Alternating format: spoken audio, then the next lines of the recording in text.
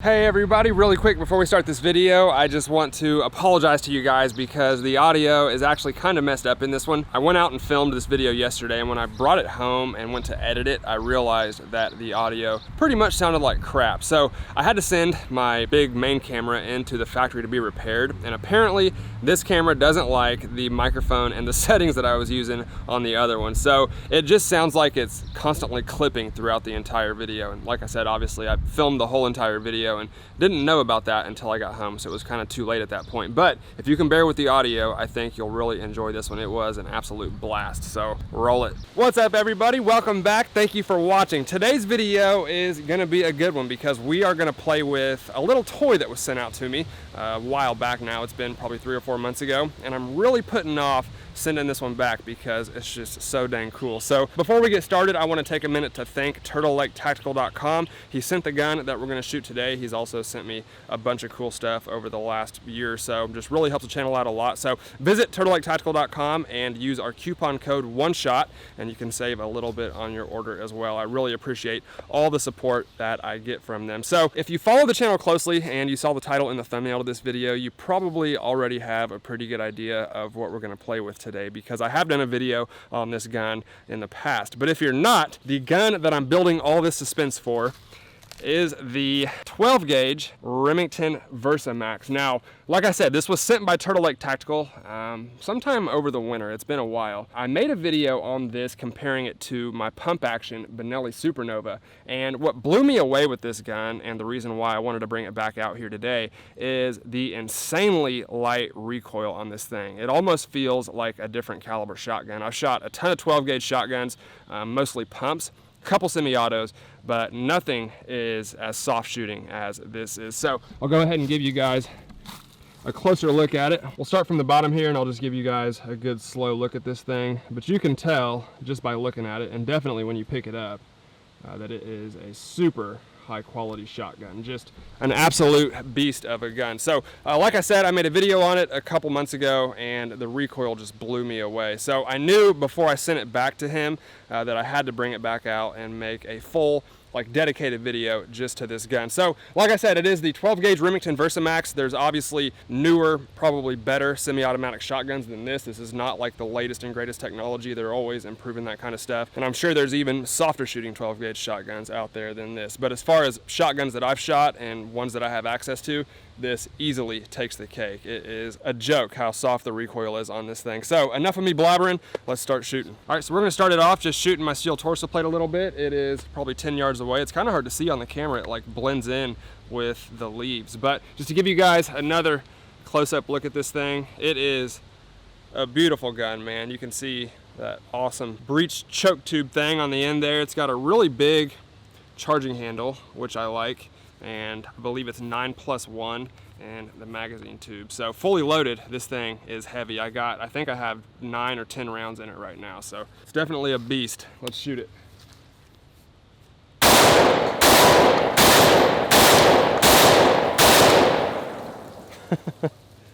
I love it.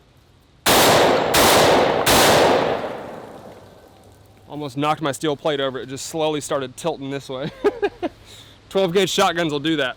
You can see it did lock open on the last round. I have not had a single malfunction out of this gun yet. I've shot quite a few rounds through it, all different types of loads, birdshot, buckshot, slugs, all that stuff. The only thing it won't cycle is the mini shells. Obviously that's not, you know, any fault of the gun. Most semi-autos aren't going to cycle those mini shells, but other than that, it's been perfect. So I will say the only thing I don't like about it, and I mentioned this in the last video, I'll probably repeat myself a little bit in this one because I've, you know, gotten thousands of new subscribers since I made that last video. So I'm just going to assume most of you probably didn't see that. But the one thing I don't like about it is the shell lift right here. It doesn't stay in the up position for you to load the magazine tube. I got kind of spoiled with the Benelli, and I know a lot of other shotguns do it too. But whenever you go to load the magazine tube, go ahead and show you guys, this shell lift latch right here just obviously drops back down, and it can snag your thumb once in a while. It's not a big deal. It doesn't hurt or anything.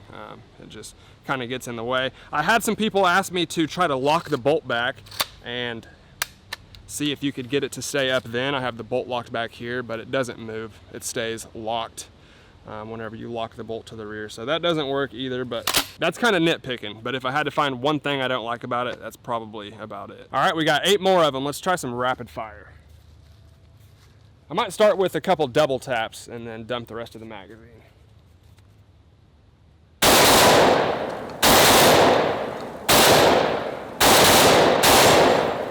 I had a little hiccup on the trigger, but it is just perfect for double taps like that. Like, any shotgun is gonna move you back if you just keep, firing, but it's easy to keep it on target for, 2 quick shots like that. And 12 gauge shotguns, as most of you guys know, are just devastating. So 2 quick shots like that will usually do the trick.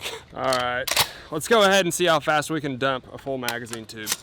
Why not? If you didn't see the last video, I mentioned that I looked up some of the specs on this, and they say that it has like a special gas system that allows it to adjust the amount of gas that it gives the gun based off the ammo that you're using. So I know a lot of semi-autos can have problems, cycling the lightweight, like field loads like this, and then going all the way up to the slugs and the heavy stuff like Buckshot and home defense loads and stuff. But this has been flawless, like I said. So whatever gas system they're referring to seems to be working for me. I haven't had any issues out of it yet, which is important to a lot of people. That's why pump action shotguns are still preferred by most when it comes to like home defense, because you're in charge of racking that pump. But I've heard horror stories of people having issues with pump shotguns and just being in that moment and all that pressure, and your brain kind of freaks out, I would imagine. So a pump action shotgun is more reliable if you do it correctly, but that's just a lot going on, and I would imagine it could be easy to like short stroke it or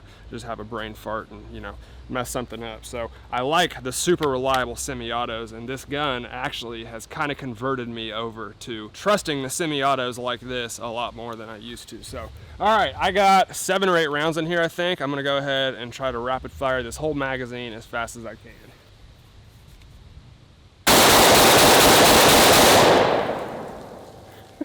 Man, it's a soft shooting gun, but that's still an adrenaline rush.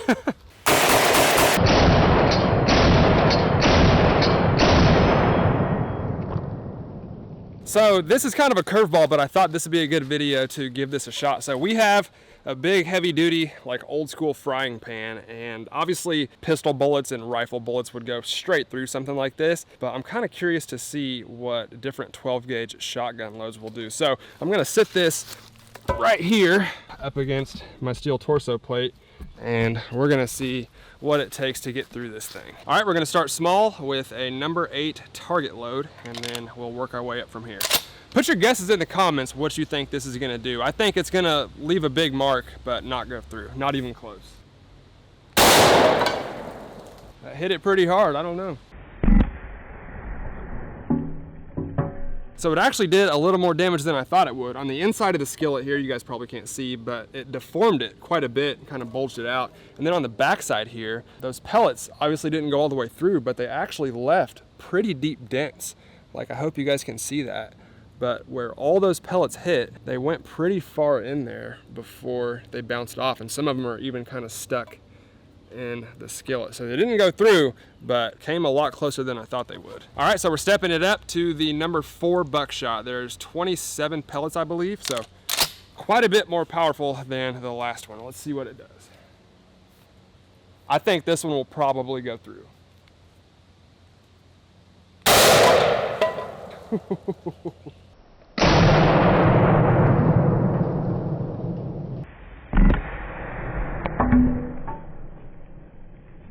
I mean, this is not what I expected, so I hope you guys can see the inside of that. Look at the bulges from that number 4 Buckshot. I mean, that is as close as you can get to coming through without actually making it all the way through. So you can see, hopefully, where the number 4 Buck hit. I mean, it has to be this close to making it through this skillet. Really deep holes. Obviously, they're much bigger than the number 8 shot that we shot before. And then this is just crazy looking.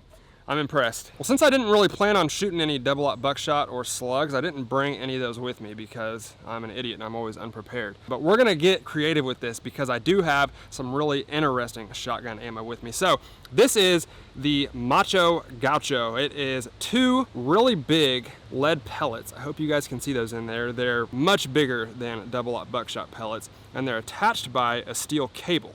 So it's kind of like a Bolo round. 2 heavy lead balls connected by a steel cable. So let's see if this can get through it. Again, put your guesses down below. I think this will get through, but I thought the number 4 buck would get through too, and I was dead wrong. So let's see. Good Lord, the fireball on that.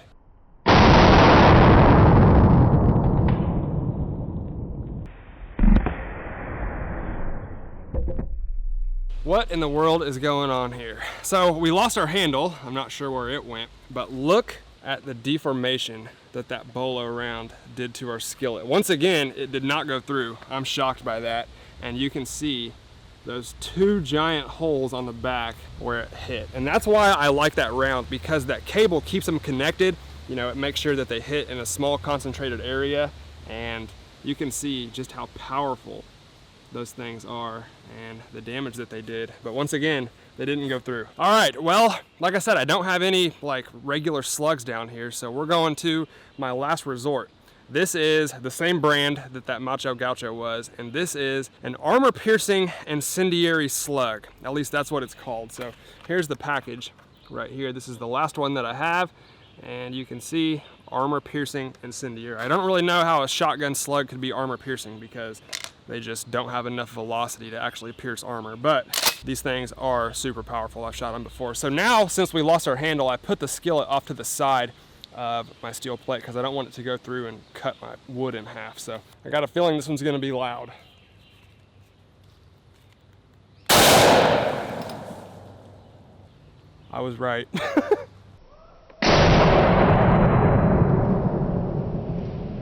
So I don't know if you noticed that, but the skillet did not even move. It just stayed right there in place where I had it stuck in the ground. And this is our result. So it might not be armor piercing, but it's definitely skillet piercing.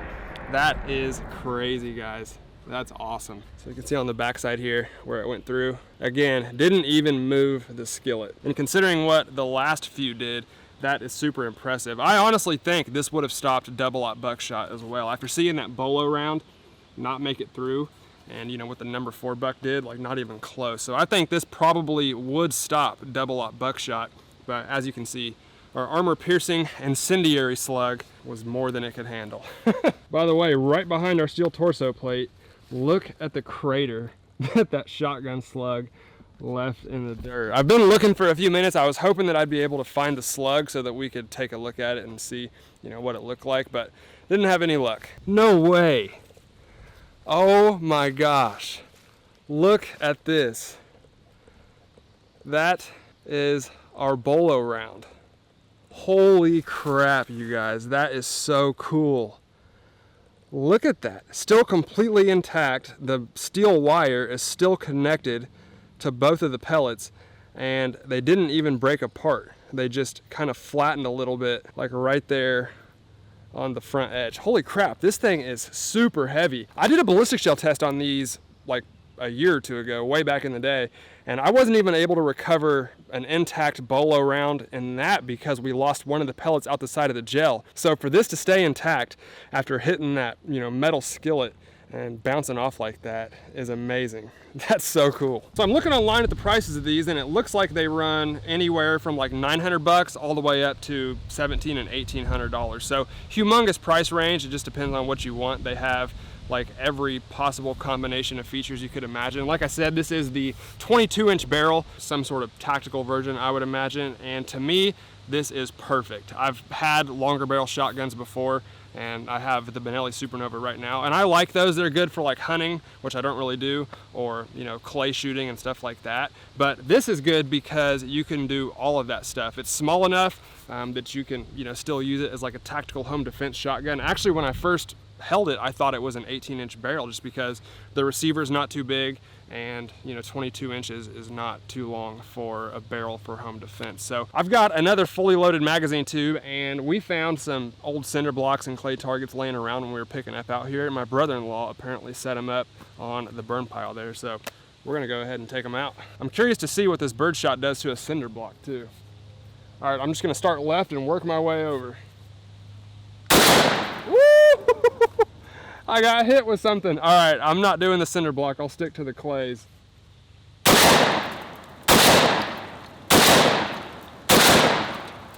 Oh, there's one on the corner there. I don't want to hit the cinder block. There we go.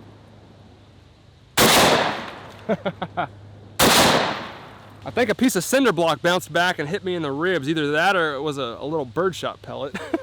Well, that is going to conclude today's video, guys. Thank you all for watching. I hope you enjoyed this one. Like I said, I had to come back out here with the Remington Versa Max and give it its own dedicated video. I think it deserves it, and it's just such a cool shotgun. I know I keep saying the same thing, but the recoil on this thing is amazing. It's just a really nice shotgun. I've shot a lot of shotguns, not a ton of semi-autos, but I have shot a few, and to me, this one is by far the best one that I've ever shot. So if you can't afford something like the $2,000 or $3,000 Benellis that are out there, I've heard they're super nice as well.